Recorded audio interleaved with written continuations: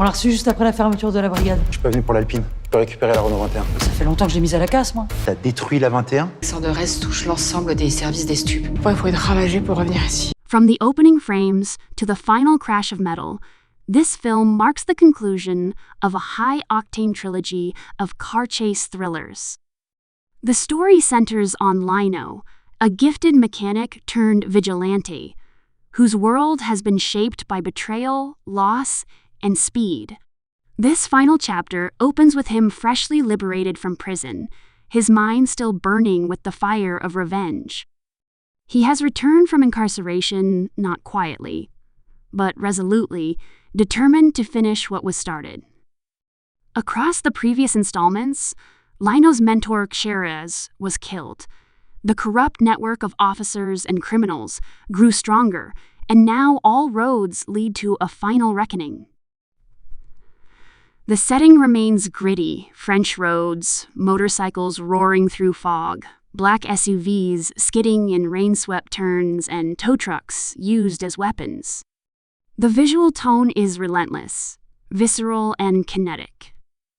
Lino's adversary here is Areski, who has resurfaced after going underground following the collapse of the earlier cases.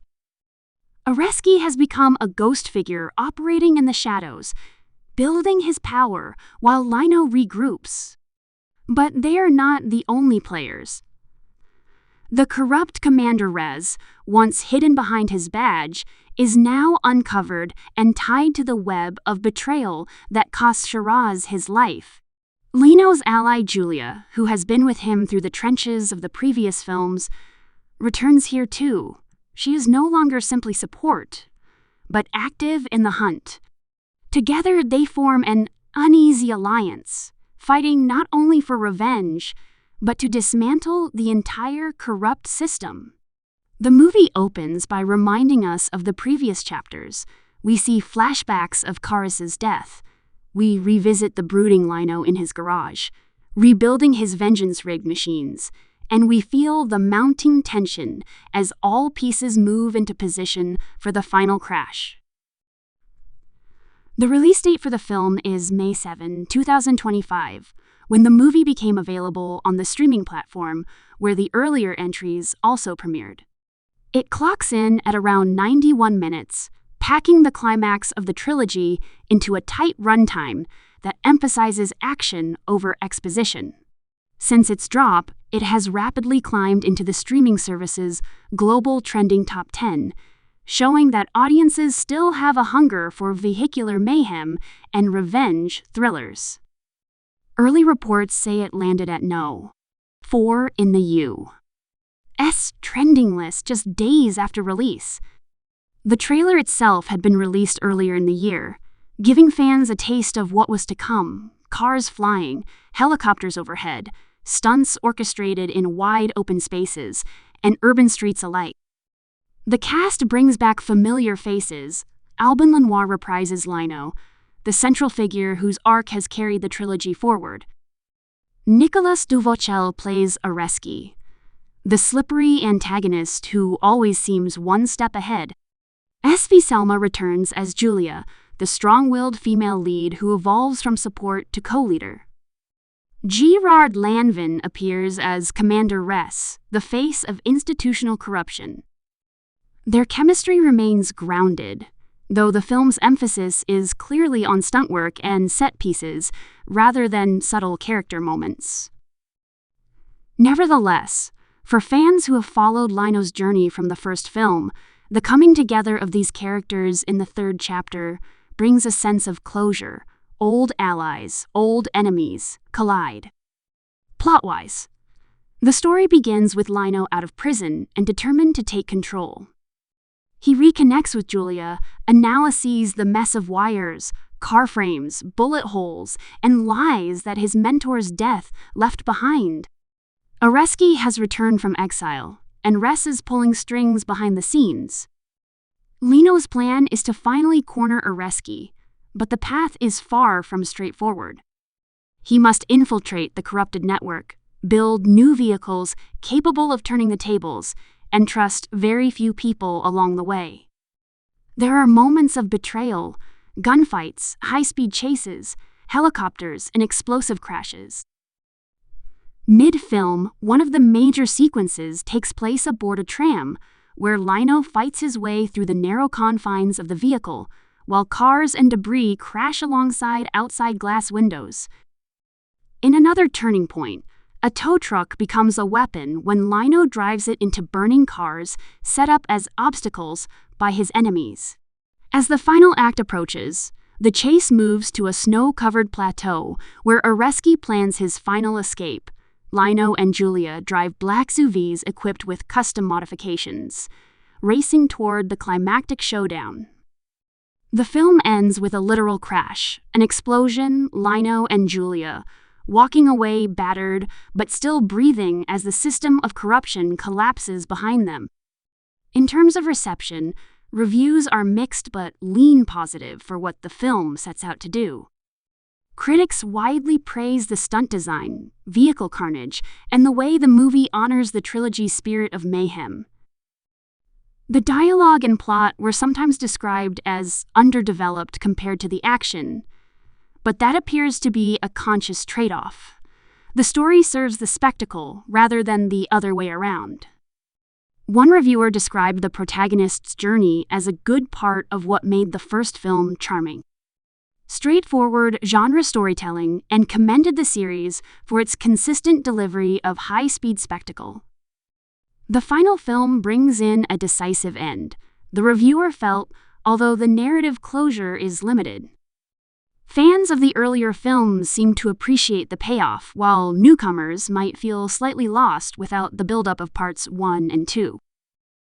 From the production side, the film marks a final chapter of the franchise, produced by the French studio INOXY Films with the same director Guillaume Perret, returning to helm the conclusion.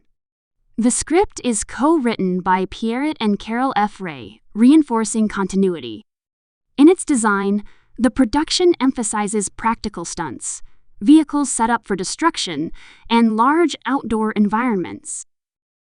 One behind-the-scenes note, there's a particularly impressive aerial shot of 3 cars mid-air during a jump over a lane on a 2-lane country road, filmed via drone and helicopter, to capture the scale and shredding metal. Some sequences reportedly used actual ragtag tow trucks with real explosions, rather than relying purely on CGI. These choices contribute to the film's distinct visual feel, gritty, mechanical, raw. Another update, although this is labeled as the final installment of the trilogy, there is discussion in industry rumblings of possible spin-offs or side stories. While not confirmed, there is talk that the characters of Lino and Julia may be revisited in a new context, possibly with new antagonists, greater budget, and even international setting beyond France and Spain. For now, though, this film serves as the definitive capstone. The title itself underscores that this is the last bullet in the chamber. The marketing emphasized one shot left, end of the hunt, and final ride in its campaign. An interesting note, despite being a French-language film, it found major traction globally via the streaming platform, showing how language barriers are less relevant when action and car chases carry the story.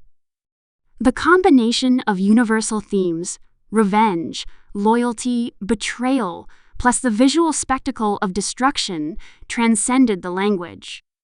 Some reports noted that the film's placement in the trending top 10 within a few days of release demonstrated strong international appetite for this kind of adrenaline-led storytelling. In terms of what works, the action sequences deliver what audiences came for. The stunt team ramps up the insanity, flying cars, trucks used as battering rams, motorcycles skidding through narrow forest roads, a sequence in a tram system overshadowed by a helicopter overhead, to truck and SUV collisions in urban and rural settings. One reviewer pinpointed the tram sequence as stands up to anything in the previous installments and any action movie in recent memory. The setting of snow and ice in the climax further added a layer of visual grit and physical peril. The charisma of Lino and Julia, and the sad magnetism of the antagonist Areski, give emotional weight between the explosions. On the flip side, the film is not without its flaws. Some critics pointed out that the script feels undercooked, characters beyond the leads are thin, motivations sometimes rely on flashbacks rather than new development, and the narrative threads of the previous films are recapitulated rather than expanded. For viewers who jump into this film without seeing the first two, the sense of what happened before occasionally obscures clarity. Also, while the stunts are spectacular, at times the physics or CGI shortcuts are noticeable. Some action sequences stretch plausibility, and the emotional payoff may feel modest compared to the visual extravagance. For fans of the franchise, though, it works as a satisfying conclusion. The major bones of the saga are tied. Lino avenges his mentor, Areski is defeated, the corrupt commander falls, the alliance between Lino and Julia is validated. The message that the one-man, gearhead-turned-vigilante, can change the system is delivered. The final frames suggest that, while Lino's war may be over, the road ahead is open. Not for vengeance, but for something like redemption or rebuilding. The last image of Lino and Julia walking off into a garage door opening behind them is symbolic. They leave the rubble behind and step into new daylight. In terms of audience takeaway, if you loved the first two films, this one gives you the payoff you've been waiting for. The spectacle, the fist meets grill, the rubber-burning excitement, it's all here. If you're new, you'll still get adrenaline rush sequences and neat stunts, but you might miss some of the emotional resonance. The message is clear. Sometimes the last shot counts the most, and in this story, Lino takes that shot. The film shows that vengeance is messy, that trust is hard to give, and that when machines and humans collide, the result is beautiful destruction. Streaming now, the film invites you to buckle up, hold on tight, and disregard the logic for a while. It's a ride powered by engines, revenge, and spectacle. Whether you view it as an action flick or the climax of a character's journey, the promise of one last ride is fulfilled. And while the title says last, the open road still beckons either for Lino and Julia or for the audience to carry the momentum into future possibilities.